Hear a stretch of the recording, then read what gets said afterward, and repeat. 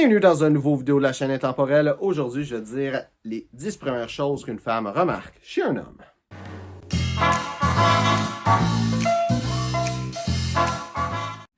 Donc, numéro 10, ça va être la grandeur. On pourrait penser que le numéro 10, c'est le plus important, mais je dirais que c'est plus en termes d'importance que je veux dire qu'en termes de à quel point qu'une femme va le remarquer. Mais la grandeur, ça en fait partie. Donc, si le plus t'es grand, le plus t'es petit, ça va donner une idée à la femme de quel genre de personne que t'es. Je dis souvent que la grandeur compte pas, mais ça compte. Numéro 9, ça va être si les dessous de bras sont humides. Donc, c'est vraiment on voit c'est les petits détails. Surtout, tu vas voir avec la liste, il y a beaucoup de choses que c'est des petits détails. Donc, si tu as les dessous de bras humides, ça montre que tu ne prends pas nécessairement soin de toi. C'est pas hygiénique, c'est pas le fun. Donc, les femmes remarquent ça. Mets-toi de l'antisudorifique, pas juste du déodorant, ou amène-toi des chemises de rechange. S'il faut, porte un veston, comme ça se voit pas. Quelque chose comme ça. Trouve une façon de faire pour pas que tes aisselles, ou que tes vêtements, ça fasse des marques. Numéro 8, ça va être tes cheveux. Donc, comment tu te peignes, la femme va se donner une idée de qui ce que tu es selon ça. Est-ce que tes cheveux sont beaux? Est-ce que tes cheveux sont courts, sont longs?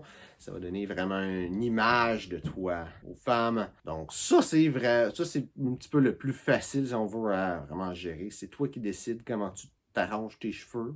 Fait qu'au final, c'est toi qui va projeter ton image avec tes cheveux déjà de base. Donc je pense pas qu'il y a vraiment de quoi de plus spécifique à faire que ce que tu fais présentement, mais à part si tu ne laves pas les cheveux jamais puis que tes cheveux sont tout croches, peut-être te laver les cheveux puis de te peigner, mais sinon, les cheveux, c'est déjà tout le temps la façon que tu vas te présenter, c'est vraiment une partie de toi essentielle. Donc, je pense que c'est de base, la femme va remarquer ça, mais c'est toi aussi qui va déterminer ton style.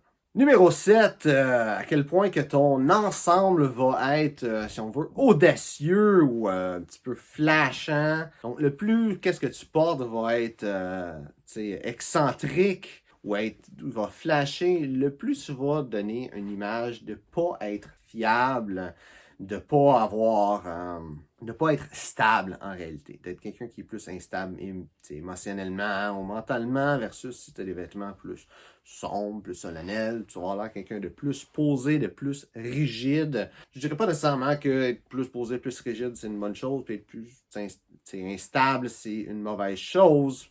Quelque part, le mieux, c'est quelque part dans le milieu, mais il y a toutes sortes de femmes. Il y a des femmes qui sont plus rigides, plus strictes, qui vont aller plus vers un homme qui va être plus rigide, strict. Il y a des femmes qui sont, elles aussi, instables mentalement, émotionnellement, qui vont être attirées vers des hommes qui sont plus instables mentalement et émotionnellement. Donc, c'est à toi de trouver ta place. Ton juste milieu, c'est pas exactement entre les deux, c'est plus d'un bord, plus de l'autre, selon ta personnalité. Mais c'est important de rester à cet endroit-là, parce que les femmes le remarquent. Numéro 6, c'est ton niveau de forme physique. Donc, si tu es gros, si tu es mince, si tu es musclé, les femmes vont le remarquer, vont te juger avec ça. Pas nécessairement te juger comme d'une mauvaise façon, quoique peut-être, mais ils vont utiliser cette information-là pour déterminer qui est-ce que tu es, comment tu es comme personne. C'est quelque chose qui va être important. On s'imagine que l'apparence, on veut se dire que ça compte pas, mais l'apparence compte. Autant, comment qu'un homme regarde une femme, comment qu'une femme regarde un homme, ou en général, quand les humains regardent d'autres humains, l'apparence, c'est important. Numéro 5, les souliers. Et je vais mettre un petit peu plus que juste les souliers. Vraiment, une femme va remarquer tes souliers, comment ils sont, est-ce qu'ils sont beaux, est-ce qu'ils sont sales, est-ce que tu les entretiens.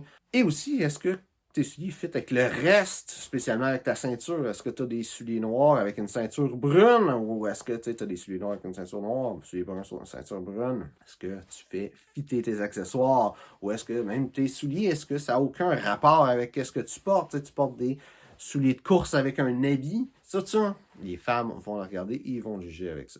Mais c'est quand même parce que les souliers, ça va toujours être la première chose qu'on va s'imaginer que les femmes vont se soucier ou une des premières choses. Et personnellement, je trouve que c'est important. C'est un petit détail facile. Je veux dire, généralement, tu vas avoir des souliers bruns puis tu vas avoir des souliers noirs. C'est un style classique masculin. Fait que tu veux une ceinture noire, une ceinture brune, ça va durer des années. C'est pas compliqué de faire matcher les cuirs. Puis même si tu t'habilles pas de façon classique tout le temps, tu te prends une paire de souliers noirs, puis une ceinture brune. Quand tu te mets un habit, tu as ce kit-là qui va ensemble, puis tu t'arranges pour qu'après ça, ta ceinture fit avec les souliers que tu as de tous les jours. Tellement un petit détail facile à faire. C'est pas de changer tes souliers, l'important, c'est de changer de ceinture. Puis une ceinture, oui, tu peux en avoir en cuir qui vont être de bonne qualité, comme 80$, mais tu peux avoir des quoi de pas cher sur Amazon qui va faire la job pour pas cher, justement. Numéro 4, ça va être la cravate. Donc, si tu n'as pas de cravate, une femme ne va pas le remarquer, mais un homme qui a une cravate, la femme va le remarquer. Je pense que la raison pour une femme remarque une cravate si facilement que ça, c'est de nos jours, il y a tellement peu d'hommes qui vont porter une cravate que ça se remarque plus. Mais ta cravate, c'est ça qui va démontrer ta personnalité quand tu t'habilles avec un style classique masculin. C'est sûr qu'il y a un peu tout le reste aussi, mais la cravate, c'est ça qui est l'accent qui va faire une différence le plus dans ton style. Aussi, d'avoir une cravate, généralement, ça donne l'idée qu'une personne a plus de succès dans la vie. Pas nécessairement, c'est comme qu'elle en a, mais que les autres personnes autour d'elle. Donc, la cravate, c'est un peu un statut social et c'est une chose vraiment que les femmes vont chercher, le statut social chez un homme. Numéro 3, c'est la barbe et l'entretien de la barbe. Donc, si tu as une grosse barbe, est-ce que ta barbe est tout croche, hirsute, ou est-ce que ta barbe est bien peignée, bien entretenue? Si tu n'as pas de barbe, est-ce que tu n'as pas de barbe et tu as l'air de t'être rasé le matin, ou tu n'as pas de barbe puis on dirait que ça fait 2-3 jours que tu t'es pas rasé, puis tu te soucies pas de ça, ou c'est ce que ton visage est tout sale, plein de sueur. La femme va remarquer ces détails-là. C'est dans ta face. Une femme va regarder ton visage, va te regarder dans les yeux, puis va voir tout autour des yeux, les cheveux, puis la barbe. Ça va montrer à quel point que tu prends soin de toi, et c'est important que tu prennes soin de toi, que tu sois bien arrangé dans ton visage. C'est comme la chose numéro 1. Il y a plein d'annonces sur Internet qui vont parler de ça, qu'il faut que tu prennes soin de ton visage. C'est vrai, les femmes remarquent ça. Puis je dirais même, sans être que les femmes remarquent ça, c'est important. Là. Le monde, c'est ça qui regarde ta face. Si tu regardes sur les médias sociaux, la photo de ton profil, généralement, ça va être une photo de ta face. Tu prennes soin de ta face. Numéro 2, le langage corporel. Donc, comment une femme va regarder comment tu bouges. On entend souvent un petit peu l'histoire qui peut se mettre en parenthèse comme la femme dit quoi à un homme, l'homme ne comprend pas, puis la femme assume que l'homme devrait comprendre. Et la raison, c'est que la femme va porter beaucoup plus d'attention sur le langage corporel que un homme va le faire de règle générale. Les femmes ne vont pas porter attention à ça, des hommes que eux autres, oui. De règle générale, la femme va beaucoup plus porter attention sur le langage corporel. Est-ce que tu regardes ailleurs quand tu y parles? Est-ce que tu la regardes dans les yeux? Est-ce que tu gesticules ou non? Plein de petits détails comme ça. Les femmes vont remarquer ça. Et dans toute la liste, je pense que c'est la chose qui va être la plus dure à avoir un impact dessus. Parce que les femmes le remarquent, mais c'est pas quelque chose que tu as une connaissance tant que ça. La meilleure façon de gérer ta façon de parler, c'est de filmer, te regarder, parler, gesticuler, puis tout ça. Et de tout simplement regarder qu'est-ce que tu fais bien, qu'est-ce que tu fais pas bien et ajuster ça. Donc, le langage corporel, la meilleure façon de gérer ça, c'est de se pratiquer à parler, s'analyser, puis ajuster. Et numéro 1, première chose qu'une femme va remarquer en toi, c'est le plus importante, si ce n'est pas la première qu'elle va remarquer, c'est la confiance en toi.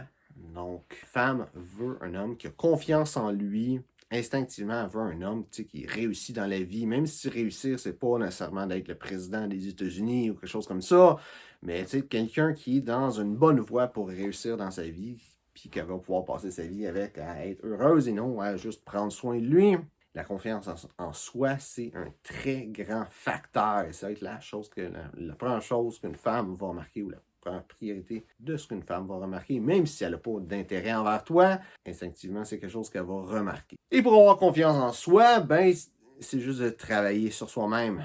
Scientifiquement, ça a été montré que c'est 2 facteurs qui vont montrer ta confiance en toi, c'est à quel point tu es extraverti et à quel point que tu n'as pas d'émotions négatives. Donc, d'être plus positif, de forcer à être plus positif et d'affronter le monde, si on peut dire ça comme ça, ou de juste te mettre dans des situations sociales, sans nécessairement tout le temps aimer ça, mais de te forcer à aller dans des situations où tu as besoin de parler avec des gens, de rencontrer du nouveau monde, etc. Toutes ces deux choses-là, c'est ça qui va augmenter ta confiance en toi. L'autre chose que j'entends beaucoup, c'est si tu as des succès dans la vie, ben ça te prouve que tu es capable de réussir dans la vie et ça va te donner plus de confiance en toi. Je pense que ce même succès-là peut être amené à être plus positif, tout simplement que ça va aller chercher cette petite section-là de comment avoir de la confiance en toi. Donc, j'espère que tu as aimé la vidéo. Si c'est le cas, like, partage. Si tu as des questions sur le style classique masculin, mets ça dans les commentaires, ça me fera un plaisir d'y répondre.